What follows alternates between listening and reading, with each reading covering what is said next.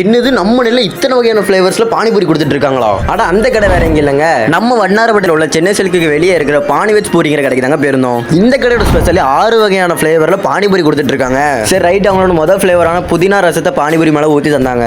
நம்மளும் அந்த பானிபூரி வாங்கி சாப்பிட்டு பார்த்தாங்க. நார்மலான பானிபூரி டேஸ்ட்ல தாங்க இருந்தது. அதுக்கடுத்து அவங்களோட பெருங்காய ஃபிளேவரை பானிபூரி மேல ஊற்றி நம்மகிட்ட தந்தாங்க. சரி ரைட், நம்மளும் அதை வாங்கி சாப்பிட்டு பார்த்தாங்க. டேஸ்ட் கொஞ்சம் நல்லா தாங்க இருந்தது. அதுக்கடுத்து அவங்க வச்சிருந்த 3வது ஃபிளேவரான பூண்டு ரசத்தை எடுத்து பானிபூரி மேல ஊற்றி நம்மகிட்ட தந்தாங்க.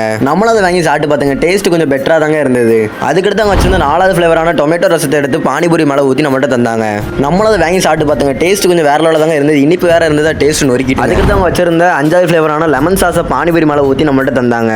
அதையும் வாங்கி நம்ம சாப்பிட்டு பார்த்தாங்க. டேஸ்ட் வேற லெவலில் தான் இருந்தது. கொஞ்சம் புளிப்பாக இருந்ததா டேஸ்ட் கொஞ்சம் சூப்பராக இருந்தது. அண்ட் ஃபைனல் இந்த கடையோட ஸ்பெஷலான 6வது ஃபிளேவரான ஒரு பானிபூரி எடுத்து அதில் கொஞ்சம் தயிரை ஊற்றி அதுக்கடுத்து ஒரு சாஸை ஊற்றி அதுக்கடுத்து கொஞ்சோண்டு காரா பூந்தியெல்லாம் போட்டு நம்மகிட்ட தந்தாங்க. நம்மளும் அந்த கையில் வாங்கி சாப்பிட்டு பார்த்தாங்க. டேஸ்ட் வைஸ் வேற லெவலில் தாங்க இருந்தது. தயிரோட டேஸ்ட்டும் அந்த காரா பூந்தியோட டேஸ்ட்டும் அப்படி நொறுக்கிட்டுங்க. அதில் லைட்டாக சாஸ் வேறு ஊற்றுறாங்களா, சூப்பராக இருந்துங்க. நீங்கள் இந்த பக்கம் வந்தீங்கன்னா மறக்காம ட்ரை பண்ணி பாருங்க, சரியான ஸ்பாட்டுங்க. அண்ட் இந்த வீடியோ பிடிச்ச லைக் பண்ணுங்க. இந்த மாதிரி வீடியோவை நினச்சினா மறக்காம நம்ம பேஜை ஃபாலோ பண்ணுங்க. Okay bye.